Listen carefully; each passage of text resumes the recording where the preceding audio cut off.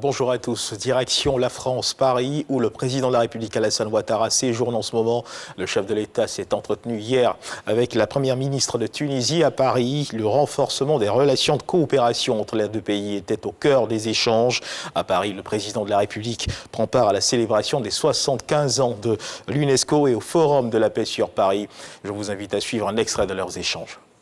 Monsieur le Président, je voulais vous dire combien les relations entre la Côte d'Ivoire et la Tunisie sont cordiales, tenues, fortes. Et je vous ai transmis lors de notre entretien les salutations d'amitié de Monsieur le Président Kais Saied et de vous inviter encore une fois au sommet de la francophonie qui se tiendra au mois de novembre 2022 à Djerba. Et je sais que Djerba est une île qui vous tient véritablement à cœur, et également vous inviter au sommet de Tokyo sur le développement de l'Afrique qui se tiendra également au mois de septembre prochain. Merci infiniment, Monsieur le Président, pour votre amitié, pour les instants très précieux. Nous avons parlé aussi de diplomatie économique, nous avons parlé d'opportunités dans le domaine pharmaceutique, mais également dans le domaine d'agroalimentaire et de tout ce que nous allons faire ensemble pour booster des initiatives des jeunes Tunisiens et des jeunes Ivoiriens et bien entendu tous les aspects sécuritaires qui nous lient.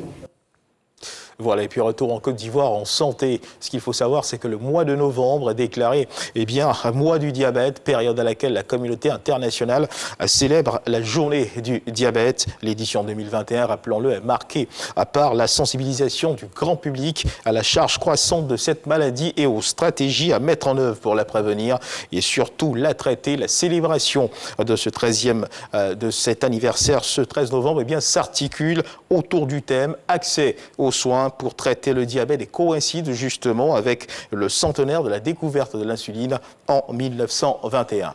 Toujours dans le fil de l'actualité, sachez que la Côte d'Ivoire se prépare à capitaliser sa participation à l'Expo Dubaï 2021 qui a lieu du 1er octobre au 31 mars prochain en Arabie Saoudite pour mobiliser au moins 1000 milliards de francs CFA d'intention d'investissement. Le ministère de la Promotion des investissements s'active pour permettre à la Côte d'Ivoire d'atteindre ses objectifs. C'est ce que nous dit Dangui Dangui.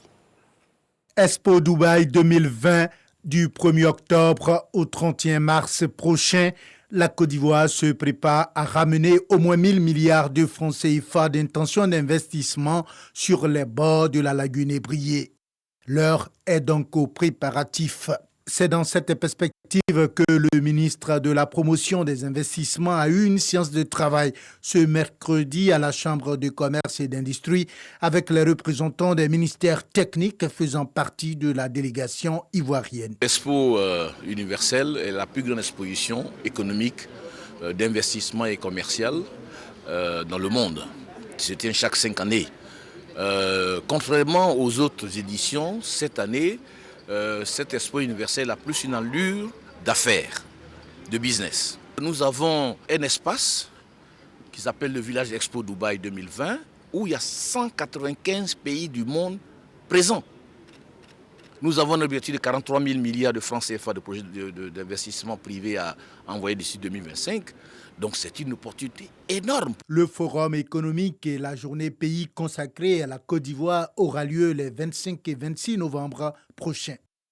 Un reportage signé Dangui Dangui. Et puis dans l'actualité internationale, en République démocratique du Congo, les opposants, les laïcs, les activistes militants catholiques et protestants envisagent de protester dans les rues de la capitale Kinshasa ce samedi.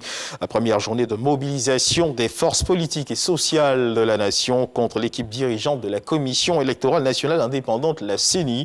Les revendications sont également sociales. Lors des négociations qui ont eu lieu vendredi dernier, le gouverneur de Kinshasa a exigé des organisateurs un acte d'engagement signé afin d'assumer toutes les responsabilités en cas de débordement. Du côté de la France, ce 13 novembre 2015, rappelons-le, eh bien, des attaques visaient le Stade de France, les terrasses du 10e et du 11e arrondissement et la salle du Bataclan à Paris. Attentats revendiqués par l'organisation terroriste État islamique, Daesh. L'instant sera donc au souvenir ce 13 novembre en France. Chaque année, des commémorations se tiennent à cette date en mémoire des victimes tombées ce jour sous les balles des terroristes. Après l'audience, rappelons-le, de mercredi dernier, le procès de ces attentats du 13 novembre marque une courte pause avant de reprendre mardi prochain, le 16 novembre. Et on termine avec ce tour de l'actualité internationale avec des échos de la COP26. Ce qu'il faut savoir, c'est que cette COP26 a officiellement refermé ses portes hier, vendredi 12 novembre 2021, à Glasgow, en Écosse. Mais elle devrait se poursuivre une partie du week-end pour parvenir à un document de compromis. Hier, vendredi, les représentants officiels de la société civile ont dressé leur propre bilan au-delà des différents accords. Pour atténuer le réchauffement, c'est la capacité des pays développés à mettre la main à la poche pour aider les plus pauvres à s'adapter au dérèglement climatique qui déterminera une grande partie de la valeur de cette COP26. Voilà qui marque la fin de ce flash d'information. Merci de nous avoir suivis. Je vous retrouve à 13h pour le journal.